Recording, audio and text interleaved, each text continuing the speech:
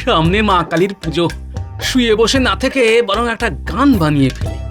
কালো মেরে রূপ যে কালী, কালী ছাড়া জগৎ খালি। কালো মেরে রূপ যে কালী, কালী ছাড়া জগৎ খালি। দাদু, আজ তোমার গল্প বলার দিন।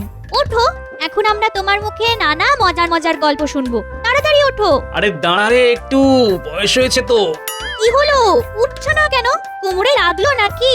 আরে তোদের দাদু কি আর সেই দাদু আছে রে? এখন উঠবো কি করে সেটাই ভাবছি। দাদু উঠতে পারছে না। নাবলা, দাদুকে ধর। এই আমিও আসছি। তুই কি করবি? দাদুকে তোলার মতো শক্তি তোর আছে নাকি?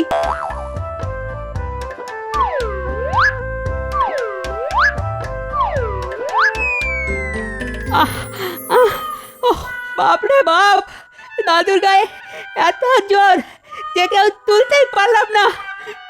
আগেই বলেছি না তুলতে পারবি না, কিন্তু আমি যে উঠতে পারছি না। কিছু একটা ব্যবস্থা কর না। আমি জানতাম কিছু একটা বাঁধ হবে। ওই পই পই পই করে বলেছিলাম ঠিকঠাক করে চলাফেরা করতে, তো শুনলো আমার কথা। এখন কোমর ভেঙে পড়ে থাকো। আচ্ছা পুঁটি, তুই বল, আমি কি কিছু করেছি? মা কালীর একটা গান বানাচ্ছিলাম, উঠতে পারবো না সেটা কি আগে জানতাম বল? ওই দেখো দেখো, কালী কীর্তন নাকি গাইছিল। ওই হেড়ে গলায় গান মায়ের সহ্য হবে কেন? এবার আমি কি করি? এই কোমর ভাঙা লোকটাকে নিয়ে আমি যাই কোথায়? ও মা গো, মা, এই বোকা শোকা লোকটাকে আবার দাঁড় করিয়ে দাও মা। আমি মানত করছি, এবার তোমায় পুজো দেব মা। মা গো, হে মা কালী, আমি তো আমার জন্য কিছু চাইনি মা। এই লোকটা মানুষ খুব একটা খারাপ নয়। এর কোমরটা ঠিক করে দাও মা। মা গো, মাগো, তুমি শুনলে তো? আমার গলায় গান শুনেই যদি তোমার রাগ হয়ে যায়, তবে একটাই মানত করতে পারি মা, আর গান গাইবো না। এই যে আমি উঠতে পারছি। বলতে আমার হাতটা একটু ধর তো। এই যে দাদু, এই তোমার হাত ধরলাম, এবার ওঠো। দেখলি, যেই মা মুখ তুলে চেয়েছে অমনি মুখে বাক্কি শুরু হয়ে গেছে। যাব, উঠলাম আমি, আর তার জন্য মানত করলে তুমি কালী পুজো করবে? আরে কালী পুজোর ঝক্কি ঝামেলা কত তা জানো? যতই ঝক্কি থাকুক, একবার যখন মানত করেছি তখন পুজো আমি করবই। তা দেখি তুমি কি করে আটকাও। এই রে, তোর আবার কোমরে ব্যথা শুরু হলো। বাপরে বাপ, পুজো হবে না মানে নিশ্চয়ই হবে, 1000 বার হবে, কিন্তু এত খরচ কোথা থেকে জোগাড় হবে আমি তো ভেবেই পাচ্ছি না। মায়ের পুজোর খরচ মা নিজেই জোটাবেন, দেখে নিও।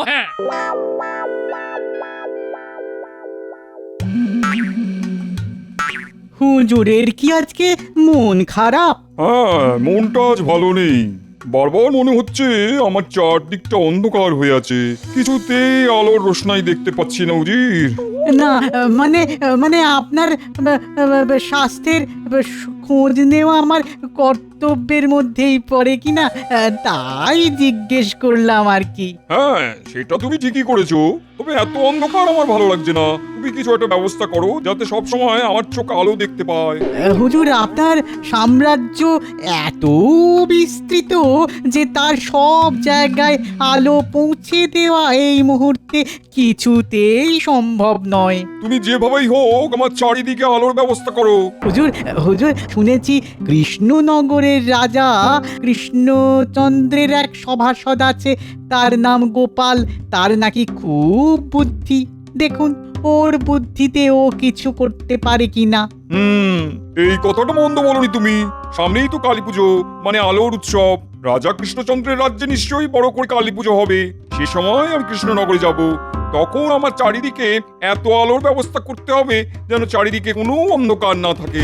জি হুজুর, তাই হবে। তবে এমনি এমনি এই কথা বললে মহারাজ তা নাও বুঝতে পারে।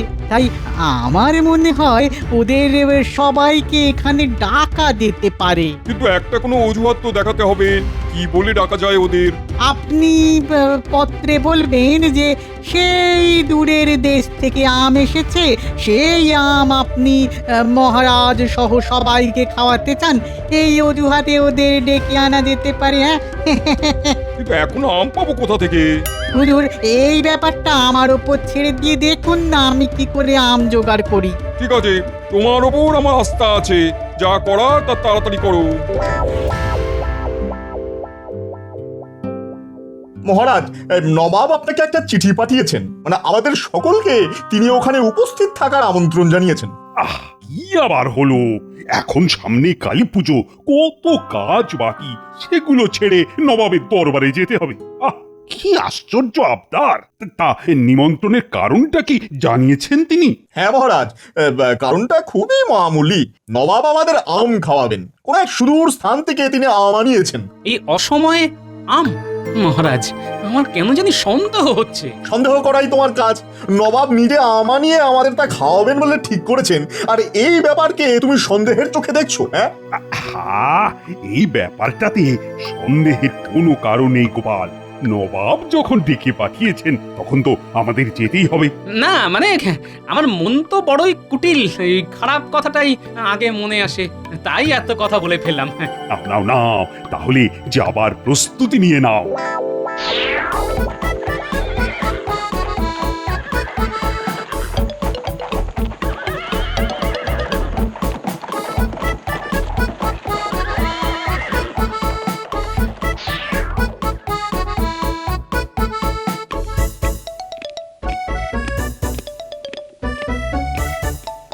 কৃষ্ণচন্দ্র, আমার দরবারে তোমাকে স্বাগত। আসার সময় কোনো অসুবিধা হয়নি তো? না না না না না না, অসুবিধে হবে কেন? আপনি ডেকেছেন, এটা তো আমাদের সৌভাগ্য। তা বলুন বলুন, আপনার কোন কাজে লাগতে পারি? আমি কি তোমাকে কাজের জন্য ডেকেছি নাকি? না না না না না, সেটা কখনোই মনে করবে না। তোমাকে আম খাওয়ানোর জন্যই ডেকেছি। কে বলবে কেমন লাগলো। তা তোমার সঙ্গে দেখছি গোপালও এসেছে, ভালোই হলো। খাওয়া দাওয়ার পর না হয় বিস্তৃত কথা হবে। সেটাই ভালো, আপনার জোগাড় করা আম খেয়ে তারপর কথাবার্তা হোক। উজির, ওদের খাওয়া দাওয়ার ব্যবস্থা করে ফেলো।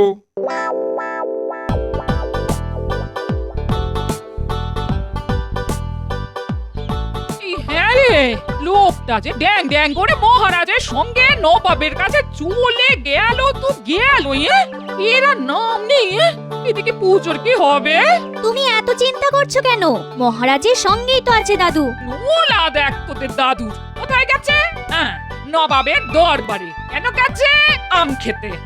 এই সময় আম কোত্থেকে পাবে জানি না বাবা। তোরা কাজকর্ম যা আছে তা সেরে পুজোর কাজে আমাকে সাহায্য করিস। হ্যাঁ, আমি একা হাতে কতটুকু করতে পারবো জানি না বাবা। হ্যাঁ, চিন্তা করো না তো, আমরা তো আছি নাকি?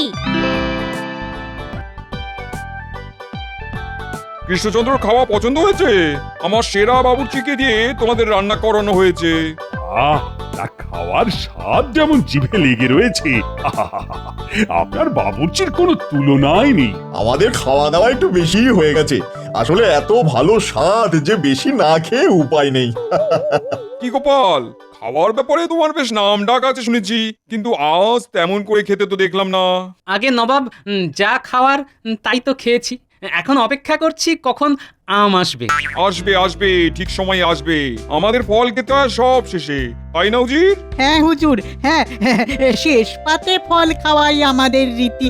একটু অপেক্ষা করুন, হ্যাঁ একটু একটু, আপনাদের প্রিয় ফল এক্ষুনি এসে যাবে।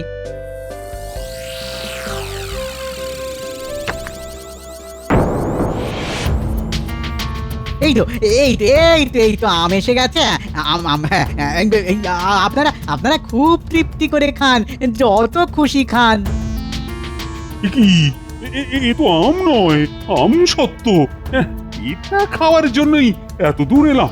নবাব কি আমাদের সঙ্গে রসিকতা করলেন? নবাব কারোর সঙ্গে রসিকতা করে না। আম সত্য কি আম থেকে হয় না? তাহলে আম সত্য কেন আম হবে না? আপনার এই ধরনের ব্যবহার কিন্তু আমি আশা করিনি নবাব। খুবই অপমানিত বোধ করলাম। নিমন্ত্রণ করে আদর সহযোগে খাওয়ালাম, তাতে তুমি অপমানিত বোধ করলে? আর আমার অপমান হলো না? আমি তোমার ব্যবহারে বড়ই বিরক্ত হয়েছি। খাওয়া হয়ে গেলে তোমরা আমার সভাঘরে চলে এসো, এ ব্যাপারে আলোচনা আছে।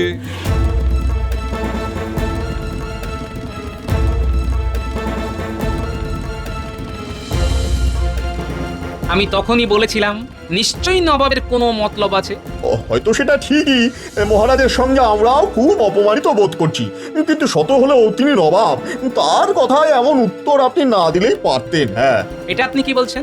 নবাব বলি তার সব কথা মেনে নিতে হবে? আমাদের মহারাজ একজন রাজা, তিনি অপমানের জবাব দেবেন না?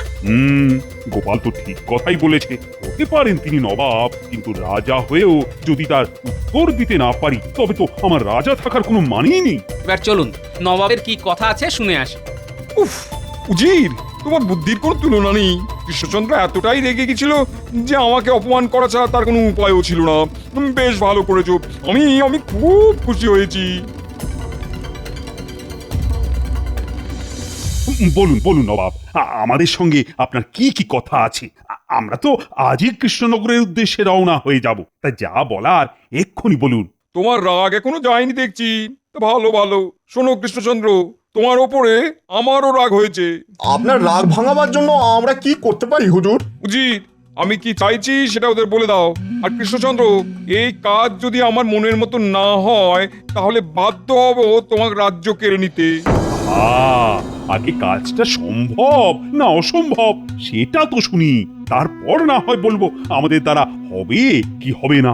নবাব কখনো কারোর মুখে না শুনতে অভ্যস্ত নন, তাই হয় কাজ হাসিল, নয় রাজ্য নবাবের দখলে চলে যাবে। বুঝেছেন মহারাজ? আসলে আমার চারিদিকে আমি আলো দেখতে চাই, যাতে চার কোণেতেই আলো থাকে। সামনে আলোর উৎসব, আমি সেদিন কৃষ্ণনগরে যাব। আমি দেখতে চাই সেদিন যেন চারিপাশ আলোয় আলোয় ভরে থাকে, চারিদিকে কোনো কোণায় যেন এতটুকু অন্ধকার না থাকে। আমার কথা কি আমি বোঝাতে পেরেছি?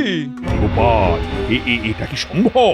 কাজটা কঠিন কিন্তু অসম্ভব নয়, এটুকু আমি বলতে পারি। আর তুমি যখন বলেছো তখন আমার কোনো চিন্তাই নেই। নবাব, আমাদের এই কাজ করতে কোনো অসুবিধে হবে না।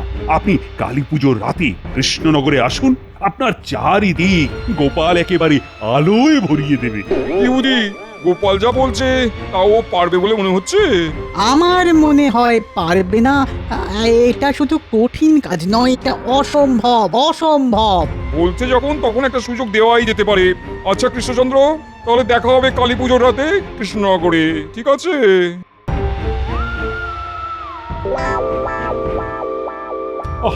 এ কি বিপদে পড়লাম বলতো? কি করে সম্ভব এই বিপদ থেকে উদ্ধার পাওয়ার? মহারাজ, গোপালের কি দরকার ছিল গায়ে পড়ে নবাবের আবদারে রাজি হওয়ার? তাহলে কি আপনি চাইছেন যে নবাব আমাদের রাজ্যের দখল দিয়ে নিক? আমি কি একবারও এই কথাটা বলেছি মহারাজ? আর কি বলতে চেয়েছিলে? তোমার কি ধারণা হয়েছে নবাব এই রাজ্য দখল করে নিলে তোমায় তার উজির করে দেবে? মহারাজ, রাজ্যটা বোধহয় চলেই গেছে। এই অসম্ভব কাজটা গোপাল কেমন করে সামলাবে আমি বুঝতে পারছি না। আমারও মনে হয় তোমার মন্ত্রিত্বটাও চলে গেছে। মানে রাজ্যটাই যখন নেই, যখন রাজাই নেই, আর রাজাই যদি না থাকে তখন মন্ত্রী বা থাকবে কোত্থেকে? আসলে কি জানেন মহারাজ, রাজ্যটাকে তো খুব ভালোবাসি, সেটা চলে গেলে খুবই কষ্ট পাবো। তার উপরে গোপাল এই কাজের দায়িত্ব নিয়েছে শুনে আরো ভয় পেয়ে গেছি। আমি হলে রাজ্যের সর্বত্র আলো জ্বালিয়ে দিতাম, কিন্তু গোপালের হালচাল দেখে মনে হচ্ছে এই ব্যাপারে ওর কোনো হেলদোলি নেই, যেন রাজ্যটা চলে গেলে ও খুব নিশ্চিন্ত হয়। মহারাজ, আমাকে একবার বেরোতে হবে, হাতে অনেক কাজ। নবাবকে একটা ভেলকি দেখাতে হবে তো।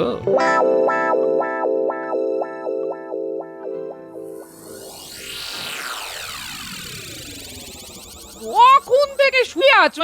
আরে বাইরে বাচ্চারা কি সুন্দর কাপড় দিয়ে ঘর তৈরি করেছে, আর তার মধ্যে প্রদীপ জ্বালিয়ে ঘর আলোকিত করেছে।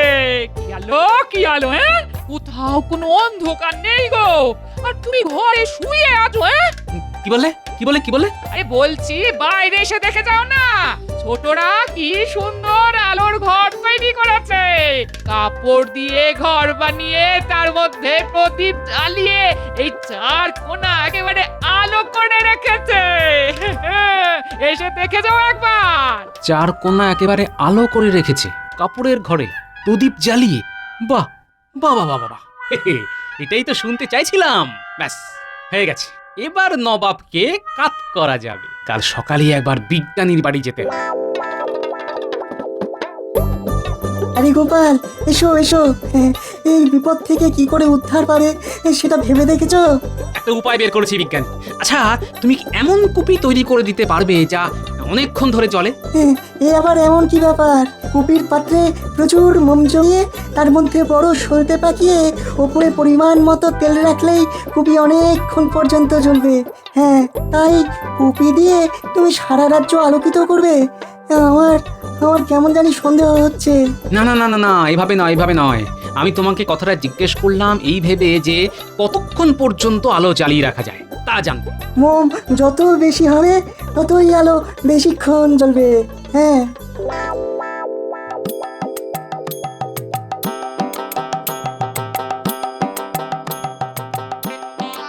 শোন, তোরা যেভাবে প্রদীপ বানিয়েছিলি সেভাবেই বেশি মোম দিয়ে কুপি বানা। ভিতরে ঠেসে মোম দিবি আর তার ভিতরে বড় করে সলতে পাকিয়ে রাখ। কুপির ওপরে তেল রাখবি। তারপর একটা মোটা কাপড়ের ঘর বানিয়ে তার প্রতিটি কোণায় সেই কুপি রাখবি। দেখবি চার কোণার প্রতিটি কোণায় যেন আলো সমানভাবে যায়। বুঝলি? আমি চট করে রাজবাড়ি থেকে আসছি, সন্ধ্যায় কিন্তু নবাব আসতে পারে।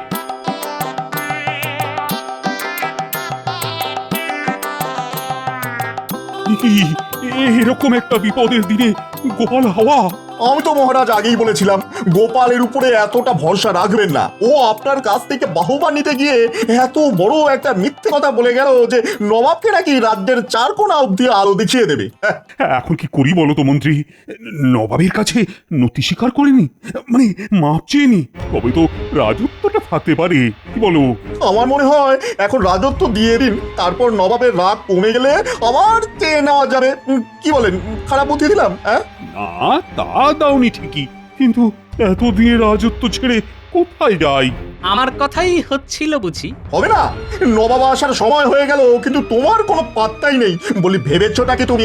ভেবেছোটা কি মহারাজের রাজত্ব এখন চলে যাওয়ার মুখে, আর তুমি এসেছো মস্করা করতে? ছি ছি ছি গোপাল, তোমার কাছ থেকে এরকম ব্যবহার পাবো তা কিন্তু আমি স্বপ্নেও ভাবিনি। মহারাজ, আমি কি করলাম তাই তো বুঝতে পারছি না। কি করলাম মানে? আরে নবাব এসে পড়লো বলে তুমি তো তাকে বলেছিলে চার কোণে নাকি আলো দেখাবে, তো তার কি ব্যবস্থা হলো? ব্যবস্থা করেই তো আসলাম মহারাজ। নবাবকে শুধু আমার বাড়ির সামনে যেতে হবে। নবাব যত আলো দেখতে চান তার থেকেও বেশি আলো দেখিয়ে দেব।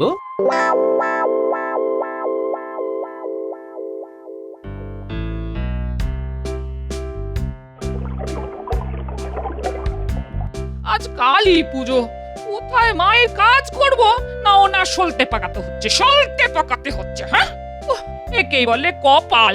আজ নাকি নবাব আসছেন এখানে আমাদের আলোর ঘর দেখতে, আর তুমি দাদুর উপর রাগ করছো?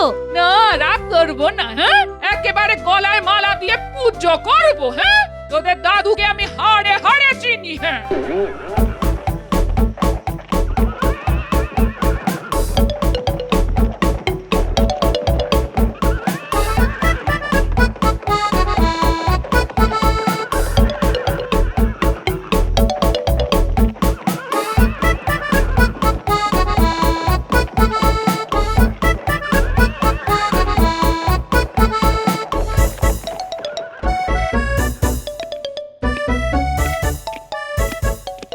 আসুন আসুন নবাব, আজ আমার কি সৌভাগ্য, আপনি আমার রাজ্যে পা রাখলেন। আমি তো পা রাখতে আসিনি। গোপাল যদি তার প্রতিশ্রুতি না রাখতে পারে তবে কি হবে তুমি নিশ্চয়ই জানো কৃষ্ণচন্দ্র। বুঝি তুমি কৃষ্ণচন্দ্রের কাছ থেকে রাজ্যের সবকিছু বুঝে নাও, আমার কিন্তু একদম সময় নেই।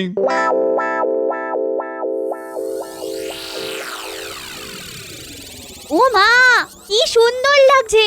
দাদু এক্ষুনি হয়তো চলে আসবে, নবাবকেও সঙ্গে নিয়ে আসবে। নবাব খুব মজা পাবে এত আলো দেখে। নবাব আসবে না চাই, ও তোর দাদুর কাজ না করার ছুতো। হ্যাঁ, আমি লোকটাকে চিনি না, ফাঁকিবাজে চূড়ান্ত। তাহলে কৃষ্ণচন্দ্র, তোমার রাজ্য যে আমি নিয়ে নিলাম? না না, তুমি আমাকে দিয়ে দিলে, সেটার দলিল উজির আগে থেকেই তৈরি করে রেখেছে। তুমি শুধু একটা সই করে দেবে, সাক্ষী থাকবে আমার তরফ থেকে উজির আর তোমার তরফ থেকে গোপাল। কি উজি, তাই তো? বাহ নবাব বাহাদুর, মন্ত্রীকে বাদ দিয়ে এইসব কাজ হয় নাকি? সাক্ষী হিসেবে আমাকে রাখবেন না? মন্ত্রী মশাই, আপনি চলুন না, নবাবকে যে আলো দেখাবো বলে ঠিক করেছি তা আপনিও দেখবেন। সেই আলোর সাক্ষী না হয় আপনিও থাকলেন।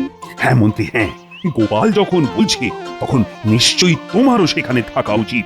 অন্তত আমিও তাই মনে করি। হ্যাঁ, তাড়াতাড়ি কাজটা করে ফেলি, আমার হাতে একদমই সময় নেই।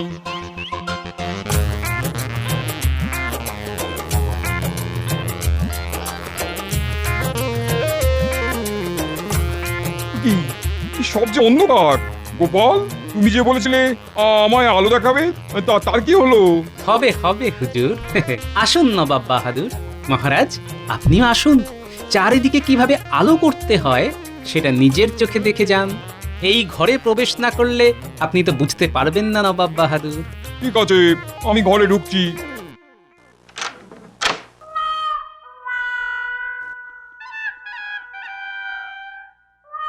আমি সব জানি হুজুর, জেনে শুনেই এত বড় ঝুঁকি নিয়েছি। আর এটাও জানি, আমি যদি আপনার চারদিকে আলো দেখাতে না পারি তবে এই রাজ্যের কি হবে।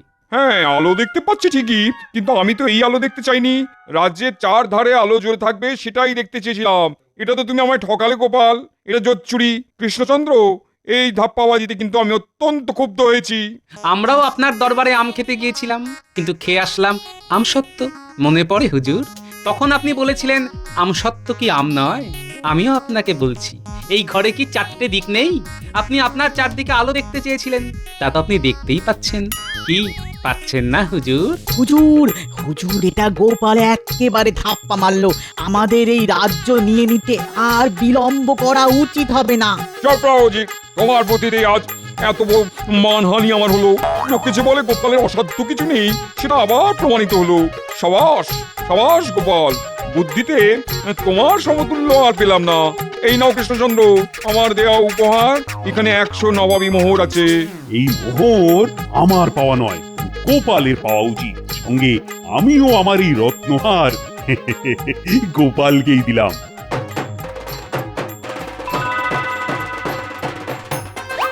আর এই যে আমার মন্ত্রী, ওকে যদি আপনাকে দান করি, আপনি কি তাকে গ্রহণ করবেন? পরিবর্তে যদি গোপালকে চাই, নিশ্চয়ই তাতে তুমি রাজি হবে না।